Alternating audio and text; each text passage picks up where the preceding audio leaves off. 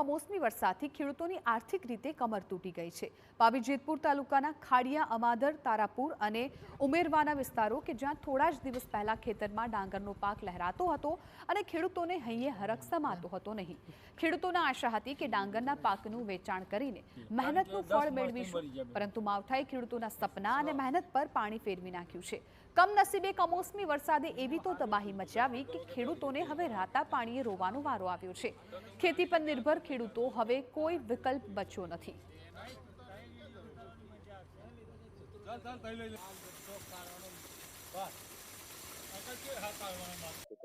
ખેતરમાં કિનારમાં આવીને ભરાઈ ગયું, થોડો ઘણો વરસાદ ને કિનારનું આવીને ભરાઈ ગયું। આવી જાય ને સાહેબ તો અમારે હાવ તો આ ખેતરમાંથી ઘરે જવાનું મન નથી થતું। હાવ કેવી રીતે જવાનું હવે ખેતર છોડીને? આવો માલ દેખીને રડવું આવી જાય સાહેબ તો। ખેડૂતો ઉપર કમોસમી વરસાદ તો આફત વરસાવી, સાથોસાથ ખેડૂતો શું કહેવું છે કે હાલ પાણીની જરૂરિયાત નથી છતાં સુખી ડેમનું પાણી છોડવામાં આવ્યું। ખેડૂતોનો આક્ષેપ છે કે તેમના ખેતરમાં રહેલી કેનાલ જર્જરિત હાલતમાં હોવાથી ખેતરોમાં પાણી ઘૂસી જાય છે અને ડાંગરનો પાક પલળી જાય છે। આ બેદરકારી સામે પણ ખેડૂતોમાં આક્રોશ જોવા મળી રહ્યો છે।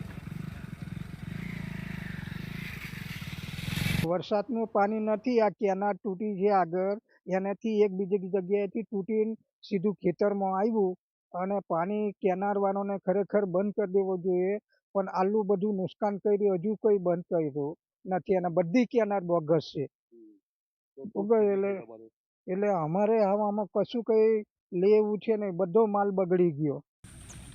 બીજી તરફ કોંગ્રેસ નેતા સુખરામ રાઠવાએ સરકાર સમક્ષ ખેડૂતોને વળતર ચૂકવવાની માંગણી કરી છે। સુખરામ રાઠવાએ કહ્યું છે કે કમોસમી વરસાદને કારણે આદિવાસી ખેડૂતોની હાલત કફોડી બની છે। સરકાર તાત્કાલિક સહાય નહીં ચૂકવે તો ખેડૂતો પાયમાલ થશે।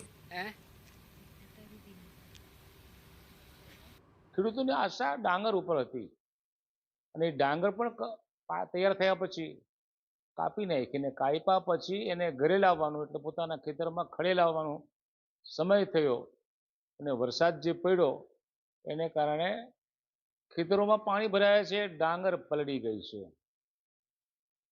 આખા ગુજરાતમાં ખેડૂતોની દશા દયનીય છે, એમાં આ આદિવાસી વિસ્તાર બાકી નથી।